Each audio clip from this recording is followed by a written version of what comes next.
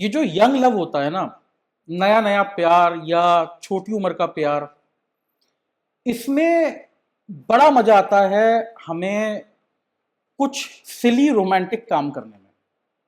उसमें से एक बड़ा मजेदार काम होता है जो बहुत कॉमनली होता है, वो है एक दूसरे को आई लव यू बोलना। चलिए ठीक है, यहां तक भी बात समझ में आती है।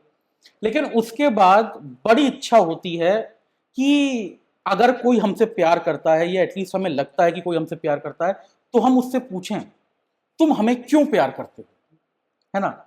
और यूजुअली इसके बाद हमारी एक्सपेक्टेशन होती है कि सामने वाला कुछ खूबसूरत लाइन बोले या कोई बढ़िया सा एक्सप्लेनेशन दे कि वो आपसे क्यों प्यार करते हैं।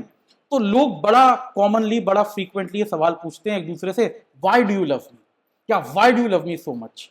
और उनकी इच्छा इसके बदले में होती है कि सामने से एक बड़ा तारीफों भरा, आपके खूबियों को जताता हुआ, बताता हुआ एक रिप्लाई आए।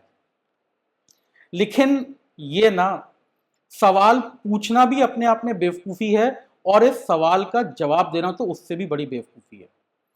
देखिए, यहां पे सीरियस मुद्दा क्या है, जब आप लव को किसी रीजन से कनेक्ट कर देते हैं।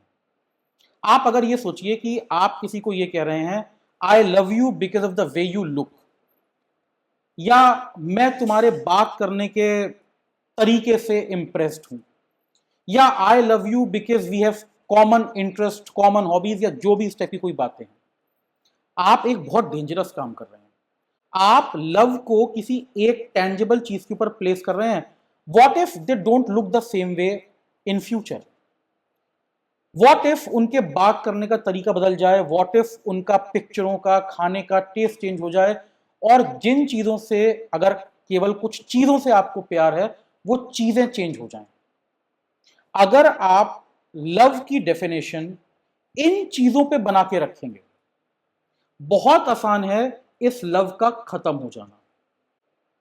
अगर लव एब्सोल्यूट है, तो वो इन क्वेश्चंस का और उसके आंसर्स का, इनके ऊपर डिपेंडेंट नहीं है लव।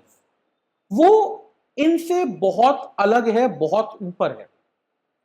ये तो आपके मे बी वाइब करने के रीजन है कि हम दोनों की पटती क्यों अच्छी है, क्योंकि ये कारण है।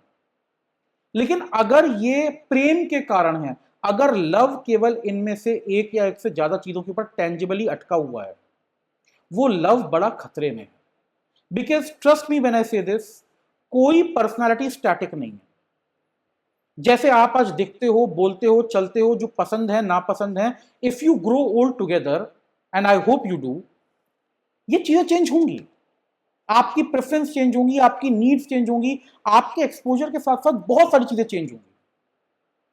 तो ऐसे में अगर एक्चुअली लव है, तो उसको क्वांटिफाई करने की कोशिश मत कीजिए।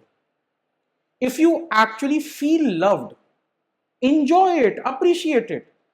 क्यों सामने वाले को ऐसे टाइप क्वेश्चन देना कि बताओ तुम मेरे से इतना प्यार क्यों करते हो? ये सारे क्वेश्चंस जो है ना, ये केवल मूवीज, टीवी सीरीज वगैरह और जो इंटरनेट पे सब जो सामान चल रहा है, उसको देख के आपके मन में आ सकते हैं। बट ट्रस्ट मी, एक अच्छे रिलेशन, एक सॉलिड रिलेशन में इनकी ना कोई रिक्वायरमेंट है। In fact they should be actively avoided.